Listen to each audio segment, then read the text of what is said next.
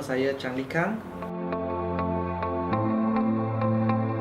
Saya berasal dari Ipoh, Perak, dan ini adalah penggal kedua saya sebagai Adun Teja, Negeri Perak juga. Saya belajar di Sekolah Rendah Kebangsaan Samtek dan juga Sekolah Menengah Kebangsaan Samtek. Belajar kejuruteraan awam di Universiti Putra Malaysia. Selepas graduan saya kerja sebagai program koordinator di Suara Rakyat Malaysia, Suaram. Sebelum saya kerja, saya aktif dalam gerakan mahasiswa dan pada masa itu saya mendapati bahawa terdapat terlalu banyak ketidakadilan yang berlaku di dalam masyarakat kita, dan selepas itu juga saya kerjasama dengan mangsa-mangsa kezaliman rejim Barisan Nasional, dan oleh sebab itu saya mendapati bahawa masalah negara kita bukannya masalah perkauman ataupun masalah agama. Oleh itu saya mengambil keputusan untuk menyertai parti, dan parti itu adalah Parti Keadilan Rakyat. Parti ini adalah satu-satunya parti yang betul-betul multiracial dan berada di dalam arus perdana politik. Dan saya menyertai Parti Keadilan sebelum saya menyertai secara rasmi dalam parti pada tahun 2007. Saya sudah aktif sebagai volunteer di dalam parti. Saya mula-mula terlibat dalam pilihan raya 2004. Pada masa itu saya berkempen untuk Dr. Lee Boon Chye yang sekarang ahli Parlimen Koping. Pada masa itu juga bertanding di kawasan Koping. Saya tahu Parti Keadilan Rakyat daripada penglibatan saya dalam gerakan mahasiswa, dan pada masa itu juga saya banyak kerjasama dengan aktivis-aktivis sosial dan juga aktivis parti reformis. So dari sana saya dapat tahu tentang Parti Keadilan Rakyat. Aktiviti yang saya terlibatlah termasuk penganjuran forum, termasuk ceramah, dan juga termasuk kem hak asasi manusia. Terlibat juga dalam kempen mansukan ISA, di mana kita ada satu gabungan dengan pertubuhan lain untuk berkempen untuk masukkan ISA. In fact saya kira salah seorang pemimpin dalam gerakan masukkan ISA. Masa itu saya setiausaha gabungan tersebut. Pada masa itu masih keadaan dalam negara kita masih tidak nampak sangat ada harapan untuk mengubah kerajaan. So pada masa itu dia kira semangat tak begitu tinggi seperti sekarang.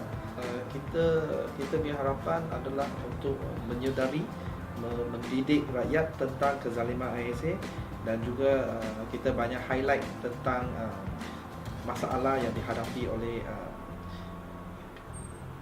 keluarga bangsa ISA, dan kita pun banyak bawa kes penahanan ISA ni tanpa bicara ni ke arena antarabangsa. So masa itu adalah untuk highlight, untuk mendidik rakyat tentang kezaliman, dan pada masa itu memang kami tidak sangka dalam begitu cepat kami dapat mencapai maklumat untuk masukkan ISA. Ini adalah kali kedua saya menawarkan diri sebagai calon timbalan ketua MK, dan kali ini saya rasa lebih bersedia, dan saya rasa sudah sampai masalah untuk supaya saya memberikan sumbangan yang lebih besar kepada parti, kerana sebelum ini memang parti telah melatih saya dan juga telah memberi ruang yang banyak, dan saya rasa ada tiba masa untuk saya menyumbang balik kepada parti, dan itu sebabnya saya nak menawarkan diri sebagai calon timbalan ketua MK. Dan beberapa bulan yang lalu saudara Nick ada berjumpa dengan saya.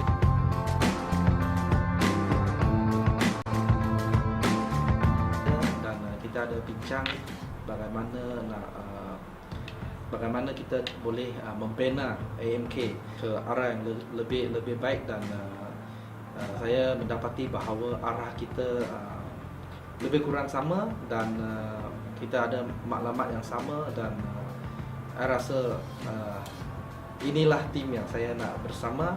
Dan saya juga berasa gembira juga sebab Nick sebagai seorang pemimpin muda, dia sudah ahli biro politik. Saya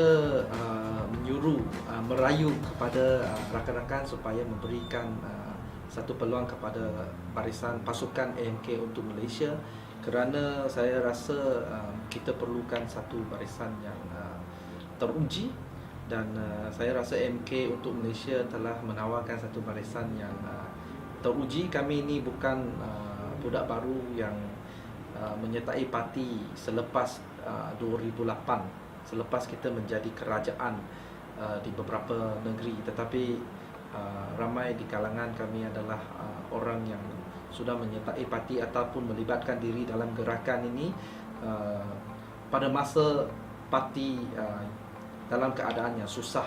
So kami ini tahu bagaimana kesusahannya parti pada masa itu, dan saya rasa juga kami menawarkan satu pasukan yang pelbagai kaum, multiracial.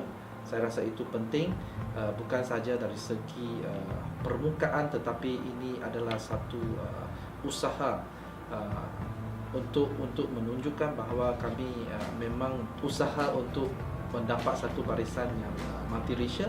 Dan juga kami boleh nampak dalam pasukan kami ada pelbagai latar belakang, ada yang profesional, ada yang ada kemampuan intelektual seperti saudara Nick, ada pengalaman dari segi usahawan seperti saudara Hizwan, yang makan peluru pun ada, seperti saudara Sanjiwan. Dia makan peluru bukan kerana sebab-sebab persendirian, tetapi dia makan peluru sebab dia telah membongkarkan kes-kes yang melibatkan penyelewengan dalam pasukan polis.